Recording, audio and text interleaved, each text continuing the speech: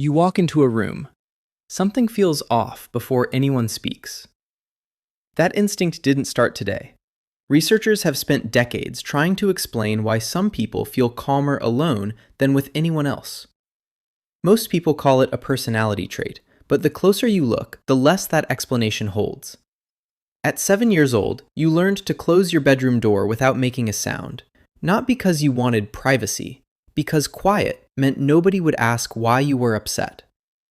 Now you are 30, and you still close doors first, before you even sit down. You tell people you just like your own space, but space was never really the goal. Silence was. Tonight we are naming 6 patterns that explain why solitude became the safest room you ever found. The first one starts earlier than you think. Picture a child who never knows which version of a parent is coming home.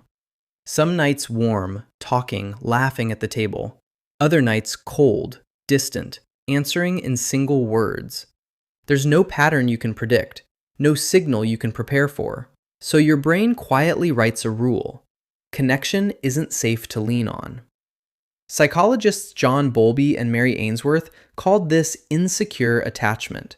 Not a flaw in you, a forecast your nervous system made early. You didn't decide to pull back from people. You learned that closeness could change without warning. So you became someone who enjoys company in small, careful doses. Someone who keeps one hand on the door, even mid-conversation. Because alone never flips on you. Alone stays exactly how you left it. The second pattern is quieter, and it leaves no visible mark. You were upset once, and someone told you that you were overreacting. You tried to explain how you felt, and the conversation moved on without you. Psychologist Janice Webb has a name for this: childhood emotional neglect. It isn't about what happened to you, it's about what never happened. The asking, the noticing, the follow-up question. So eventually you stopped raising your hand for it. You stopped explaining, stopped expecting, stopped waiting by the phone for someone to check in. Your brain made a new rule: handle it yourself, every time.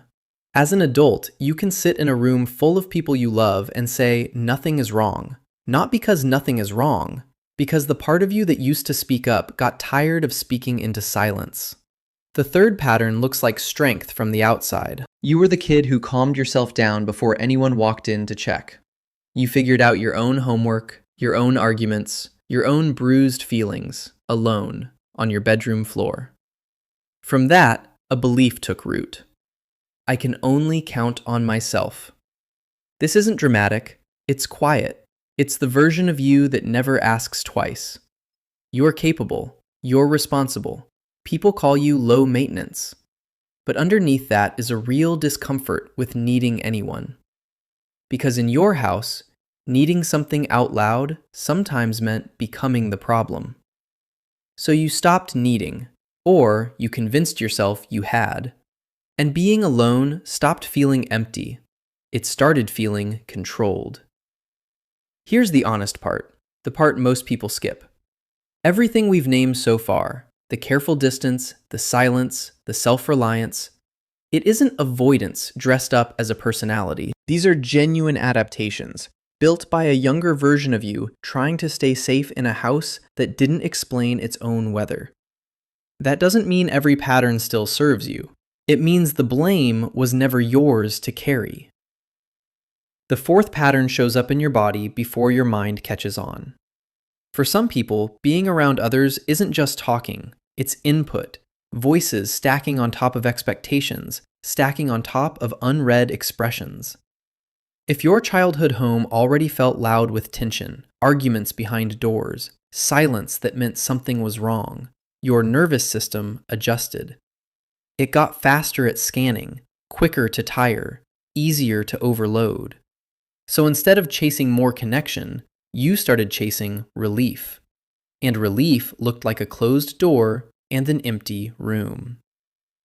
No one to read, no tone to track, no performance required. For you, solitude was never escape, it was recovery. The fifth pattern is about how much you actually feel. Psychologist Elaine Aron describes some people as highly sensitive. wired to notice more, process deeper, absorb faster than the room around them. You catch the half-second pause before someone answers a question. You feel a mood shift in a kitchen before a single word is said. As a kid, nobody taught you what to do with all of that input. So you found your own method. You stepped back, you went quiet, you gave your mind room to settle. That method never really left. You don't avoid people now, you just ration your exposure to them. Because your inside world fills up fast, and it needs time to empty out again. The sixth pattern is the one most people confuse with the rest. Being alone and being lonely are not the same sentence. Loneliness is the ache of missing connection you actually want. Choosing solitude is different. It's intentional. It's a door you closed on purpose. You can still love deeply, build real relationships, let someone matter. You're just selective about who earns the version of you that isn't guarded. Not everyone gets that version, and that was never cruelty. That was a lesson you paid for once already. So look at all six together. The unpredictable home, the unheard feelings, the early self-reliance, the overloaded nervous system, the heightened sensitivity, the careful selectiveness. You are not broken. You are not cold, distant, or incapable of connection. You are someone who learned to survive emotionally without leaning on people who weren't steady enough to hold you. That took real strength to build at such a young age. But here's the cost nobody mentions. The same walls that kept you safe can also keep out the people who would actually stay. So the real question was never, why do I like being alone? It's quieter than that. Do I choose this solitude, or do I default to it? Choice feels calm, settled, like a door you open on purpose. Default feels automatic, like a door that closes itself before you even notice your hand on it. You don't need to force yourself into rooms full of noise to prove anything. The goal was never more people. The goal was awareness, knowing the difference between resting and hiding. That bedroom door you learned to close so quietly, you still close it sometimes. But tonight, it's worth noticing. Your hand is on the handle either way. The only thing that changed is who gets to decide which way it swings.